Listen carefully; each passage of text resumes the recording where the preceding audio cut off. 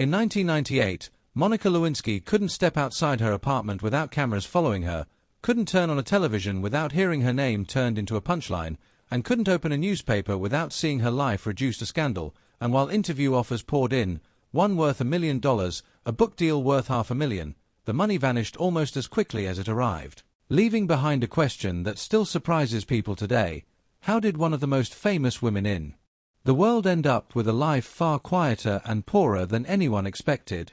Monica Lewinsky was born on July 23, 1973, in San Francisco into a family shaped by ambition, wealth, and survival, with a father who was a successful cancer doctor earning hundreds of thousands a year and grandparents who had fled Nazi persecution and reinvented themselves across continents, while her mother chased recognition of her own as a writer. And Monica grew up in a Beverly Hills mansion surrounded by privilege, elite schools, luxury cars, private lessons, expensive vacations, but behind the gates, her family life was unraveling, and when her parents' marriage exploded in a bitter divorce marked by accusations, emotional abuse, and constant conflict, Monica absorbed the chaos, later admitting she grew up surrounded by lies and learned early how power, secrecy, and validation could become dangerously intertwined. She escaped into theater and performance, but even there she was shaken when a beloved teacher died by suicide, pushing her toward a small, expensive prep school for troubled wealthy teens where she excelled academically,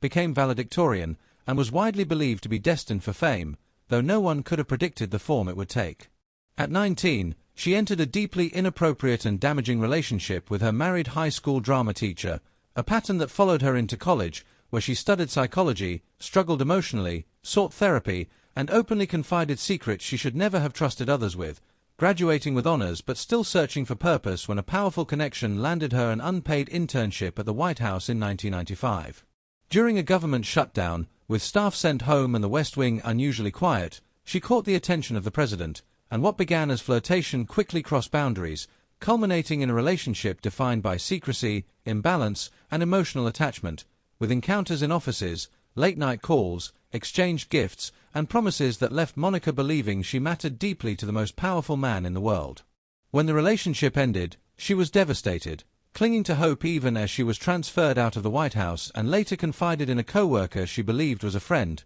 unaware that her words were being secretly recorded and handed over to investigators. Pressured by legal forces and desperate to protect the president, Monica lied under oath, only to later secure immunity by telling the full truth, a decision that triggered impeachment proceedings, global media frenzy, and one of the most humiliating public pile-ons in modern history, as she was mocked nightly, followed relentlessly, portrayed as unstable and predatory, and psychologically shattered to the point where her mother feared leaving her alone. Though the president survived impeachment, Monica became the lasting symbol of the scandal, and while she briefly reclaimed her voice through a record-breaking interview, a best-selling memoir, brand deals, fashion ventures, television hosting, and global media appearances, each opportunity came with backlash, lost contracts, and reminders that the story would never let her go. For years she turned down millions, choosing silence over spectacle, until a cultural shift and a personal reckoning pushed her to speak again, reframing herself not as a punchline but as one of the earliest victims of internet-era public shaming, using essays, talks, documentaries, and production work to explore how humiliation destroys lives and how survival requires integration rather than escape. Today, Monica Lewinsky's wealth is modest compared to her fame, but her influence is profound, built not on scandal but on advocacy, storytelling, and reclaiming agency, and her story endures not because of what happened to her, but because of what she chose to do with it, transforming the worst moment of her life into a warning, a lesson, and ultimately, a voice for others who never asked to become public property.